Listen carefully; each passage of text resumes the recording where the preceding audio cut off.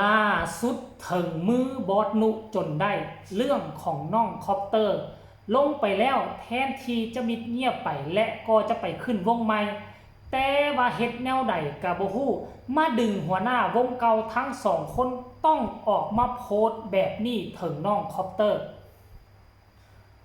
สบายดี FC แฟนคลับทุกท่านโดยเฉพาะ FC ของเจเบาเล่าทั้งสองฝากฟังแม่น้ำของ FC ของอ่าวงเสียงวีฮกนกพงศกรแล้วก็ FC ของบอส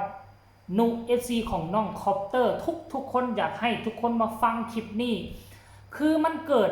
เรื่องอีหยังขึ้นกับบ่แน่ใจเนาะตอนปิดฤดูกาลไปทั้งคอปเตอร์ก็คือว่าไปลามาไหว้เอากระชงเอากระเช้าไปกราบไปลาบอสนกพงศกรตามฮีตคองประเพณีของหมอลำข้าเจ้ากระทำกันแล้วบอสนกก็ด้วยความเป็นห่วงเป็นใยด้วยความเป็นผู้ใหญ่กระบอกกระสอนคอปเตอร์ว่านู่นนี่นั่นต้องปฏิบัติแนวใดตั้งใจเฮ็ดแนวใดเฮานี่มีต้นทุนชีวิตที่ดีกว่าคนอื่นดีกว่าคนอื่นตั้งหลายเท่าเบิ่งคนอื่นไปเป็นกรรมกรจ้างค่าแห้งมือละ4-500 บาทเฮานี่จับไม้ขึ้นห้องเพลงเต้นแงบมือละบ่กี่เท่าไหร่ชั่วโมงก็ได้เป็นพันแล้วบอสนกก็ด้วยความหวังดีก็บอกกระสอนไปแล้วนะท่านผู้ชมก็คิดว่าเรื่องเล่าเรานี่มันก็คงจะบ่มีอีหยังเกี่ยวข้องกับวงเก่าแล้วแต่ว่าหลังจากลงไปบ่กี่เท่าใดก็มีการเคลื่อนไหวออกมาจึงเฮ็ดให้เจ้าของวงเก่าหู้สึกและแคะระคายใจกับการเคลื่อนไหวของ FC แล้วก็กับการเคลื่อนไหวของน้องคอปเตอร์ก่อนหน้านี้ก็มีบอสนกพงศกรออกมาแชร์ข้อมูลข่าวสารจากเพจนึงแล้วกับ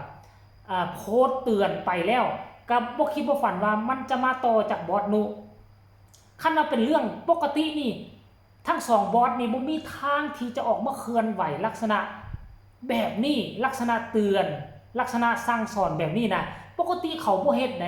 คันท่าว่าเรื่องเล่าเรานั่นมันบ่มาแตะต้องวงของเขาตามที่สังเกตมาตั้งแต่ตอนออกจากบอสบิ๊กแล้วไป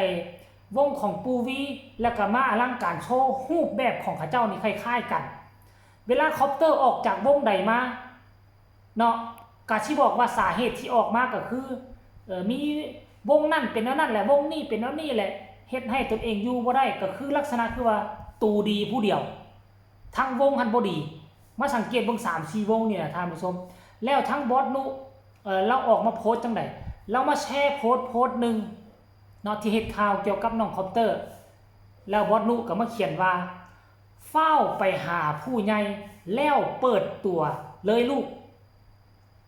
ยืนยาวบ่ดีหมอลำอลังการโชว์ถึกเฝ้าหาบอยโพดซุ่มอยู่เขากะมีดีอยู่อย่าให้บ้านหลังเก่าต้องหู้ซึกบ่ดีเห็นบ่ล่ะความหมายว่าจังได๋สิ่งที่บอสนุอยากซื้อไปหาคอปเตอร์และ FC แฟนคลับก็คือว่าสู้บ่ต้องอวดคันวงใดสิฮับสู้นะให้สู้ไปเปิดโตโลด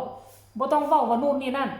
เนื้อในใจความของคอปเตอร์ FC แฟนคลับก็ว่ามีวงใหญ่ระดับเบอร์ต้นๆของประเทศ3วงมาลุมจีบ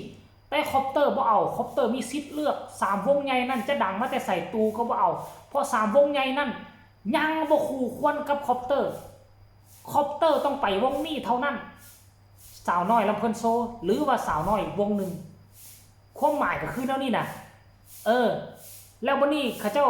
มีการไปเว้าอีหยังกันก็บ่ฮู้แหละอาจจะไปแตะต้องถึงวงเก่าบ่การที่เว้าแบบนั้นการที่สัมภาษณ์แบบนั้นน่ะคือบอสนกก็เว้าไปแล้วการที่ไปสัมภาษณ์แบบนั้นน่ะมันจะเฮ็ดให้3วงใหญ่ที่กล่าวมานั่นจะกลายเป็นวงที่บ่มีดีบ่มีคุณค่าบ่เหมาะสมแต่หลายคนก็ตั้งคำถามตัวคอปเตอร์นี่นะที่บอกว่า3วงใหญ่เบอร์ต้นๆเมืองไทยบ่เหมาะสมน้องคอปเตอร์มีอย่างนี้เด้หลายคนก็สิตั้งคำถามขึ้นมีคนสนับสนุนมีคนฮักมันก็ต้องมีคนสร้างปะปนกันไปท่านผู้ชมถามว่าเรามีดีอย่างแน่ดีเรื่องกระแสคือทุกมื้อนี่นะการที่จะเป็นอีหยังกะยาสิเป็นดาราสิเป็นนักร้องเขาเจ้าเอากระแสเป็นหลักซึ่งมันแตกต่างจากสมัยก่อน 3-40 ปีหลังนี่เอาหน้าตาดีนำเสียงมวลมาทุกมื้อนี่หน้าตาบ่ดีก็สร้างแม่มัน เสียงบ่ม่วนก็สร้างแม่มันกระแสมันโด่งดังกระแสมันมาแฮงกระแสมันโด่งดังกระแสมันติดเทรนด์อยู่ในสื่อสังคมออนไลน์เขาก็เลือกเอาคือกันเพราะว่าทุกมื้อนี่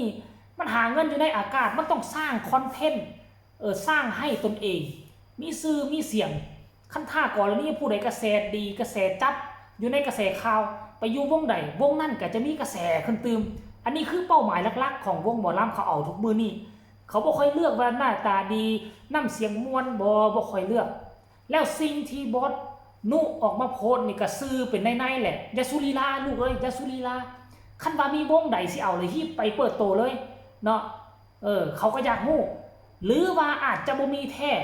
3วงใหญ่มาดีดหลังบ้านอาจจะบ่มีอาจจะเป็นคำคุยอาจจะเป็นคำอ้างเพื่อเพิ่มมูลค่าให้ตัวเองเพื่อเพิ่มคุณค่าให้ตนเองเพื่อเฮ็ดให้วงที่ตนเองอยากเสนอตัวไปขอสมัครอยู่หั่นให้เห็นว่าอ้าว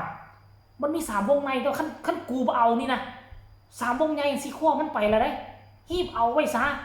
อาจจะเป็นแบบนี้ก็เป็นไปได้ท่านผู้ชม MC แฟนคลับเรียนมันมี2ด้านท่านผู้ชมเนาะเดี๋ยวจะอ่านให้ฟังอีกครั้งนึงว่าบอสนุแล้วว่าจังไหนเนาะและความหมายของบอสนุนี่หมายความว่าจังไหนก็คือเฝ้าไปหาผู้ใหญ่แล้วเปิดตัวเลยลูกยืนยาวบ่ดีว่าซั่นยืนยาวก็คืออยู่ละล่าบ่ดีลีลาหลายบ่ดีคันว่าวงเขาสิฮับฮีไปเปิดตัวเลยซั่นดอกหมอลำอลังการโชว์ถึกเว้าหาลายโพดซุ่มอยู่เขาก็มีอยู่ซุ่มอยู่หมายถึงศิลปินคนเก่า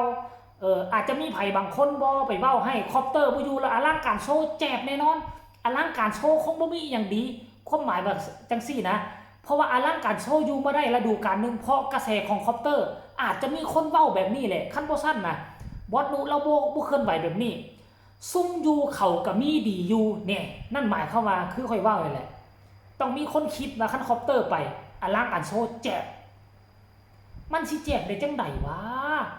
คนที่ดีคนที่เก่งสู้กับคอปเตอร์ได้มันก็มีอยู่ท่านผู้ชมมันก็หักมีอยู่แต่ว่าก็ต้องยอมรับตอนคอปเตอร์อยู่ถือว่าคอปเตอร์เป็นผู้หนึ่งที่มีกระแสมาแฮงแต่ว่ากระแสของคอปเตอร์ท่านส่วนใหญ่แล้วจะเป็นประเด็นดราม่าเรื่องเงินเรื่องคำเรื่องนู่นนี่นั่นเรื่องอนาไปพิษกันกับโคศกเรื่องโพสต์เว้านู่นนี่ให้ผู้ใหญ่มีแต่เป็นดราม่าต้องยอมรับกระแสเขาก็ดังอีหลีแหละท่านผู้ชมต้องจับตาเบิ่งจับตามองตอนนี้คือผู้รักผู้ใหญ่เสียงวิหกอลังการโชว์ออกมาโพสต์ทั้ง2ท่านแล้วว่าจะมีโพสต์ซัดกันอีกหรือบ่ก็ให้กดไลค์กดแชร์ช่องนี้เอาไว้ให้มันดีจะติดตามอย่างใกล้ชิดสำหรับทุกคนฟังแล้วผมจะหูซึกแนวใดส่งข่าวมาได้ทางใต้คอมเมนต์สำหรับคลิปนี้ลาทานผู้ชมไปเพียงซ้ำนี้ก่อนสบายดี